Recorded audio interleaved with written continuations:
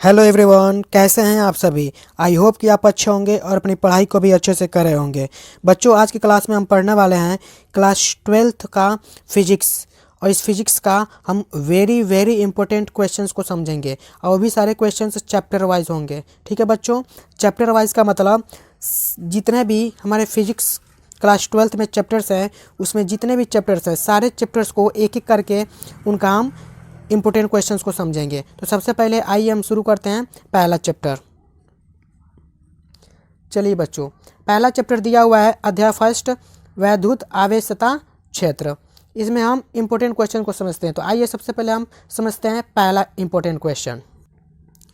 बच्चों, क्वेश्चन दिया हुआ है, पहला क्वेश्चन दिया हुआ है वैद्युत आवेश तथा इसके गुणधर्म। अर्थात आपसे प्रश्न पूछा जाएगा वैद्युत आवेश से आप क्या समझते हैं तथा इसके गुणधर्मों को लिखिए। ठीक है। दूसरा क्वेश्चन बच्चों दिया हुआ है कूलाम का नियम, अर्थात कूलाम ने जो नियम दिया था उसी को आपको लिखना है। ठीक है। तीसरा क्वेश्चन आपसे पूछा जाएगा वैद्युत क्षेत्र की तीव्रता तथा वैद्युत क्षेत्र रेखाएं। वैद्युत क्षेत्र रेखाओं को हम वैद्युत बल रेखाएं भी कह सकते हैं। ठीक है। तो आपसे पूछा जाएगा वैद्युत क्षेत्र की तीव्रता से क्या समझते हैं, वैद्युत बल रेखाएं क्या होती हैं। आपसे ये भी क्वेश्चन पूछ सकता है कि वैद्युत बल रेखाएं या वैद्युत क्षेत्र रेखाओं की विशेषताएं भी लिखी हैं। ठीक है।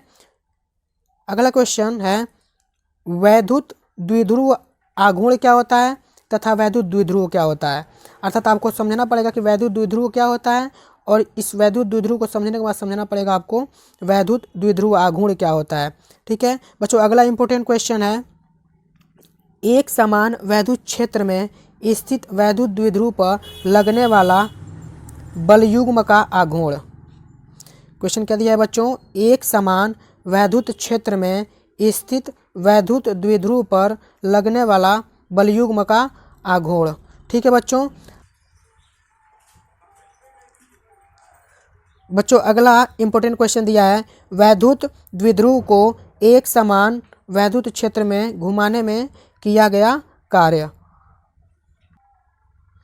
उसके बाद बच्चों अगला इंपॉर्टेंट क्वेश्चन है वैद्युत द्विध्रुव के कारण वैद्युत क्षेत्र। वैद्युत द्विध्रुव के कारण वैद्युत क्षेत्र हम दो स्थितियों में निकालते हैं, एक अक्षीय स्थिति में और एक निरक्षीय स्थिति में।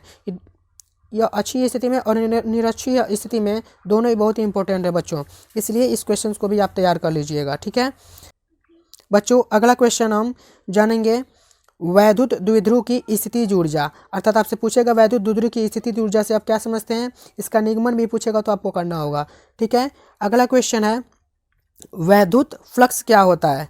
ठीक है, और वैद्युत फ्लक्स आप जानेंगे परिभाषा, उसके बाद आपको यह भी जानना पड़ेगा कि इसकी डेरिवेशन कैसे होता है, अर्थात इसका डेरिवेशन भी आप कर लीजिएगा।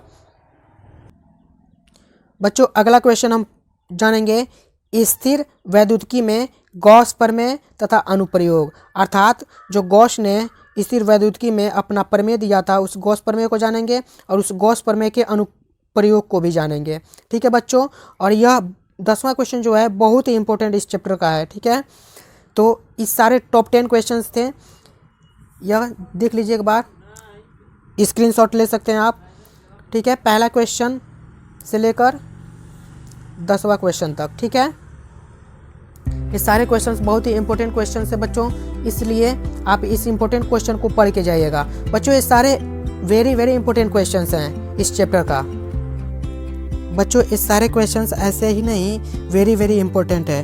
ये क्वेश्चंस हमें एनालिसिस करने के बाद मिला है। हम पहले एनालिसिस किए प्रीवियस ईयर क्वेश्चंस का, उसके बाद ये सारे इंपॉर्टेंट क्वेश्चंस आपको बताए गए हैं। ठीक है, अतः ये सारे इंपॉर्टेंट क्वेश्चंस आप पढ़ लीजिएगा जो 200 क्वेश्चंस आपको बताए गए हैं पहले चैप्टर का। ठीक है बच्चों, अगर आपको यह वीडियो पसंद आया होगा तो चैनल को सब्सक्राइब कर दीजिए और बेल आइकन के बटन को भी दबा दीजिएगा ताकि अगले चैप्टर का इंपॉर्टेंट क्वेश्चंस आपको जल्द ही मिल जाए। इसलिए आप चैनल को लाइक कर दीजिए और शेयर कर दीजिए। Thank you, bye bye.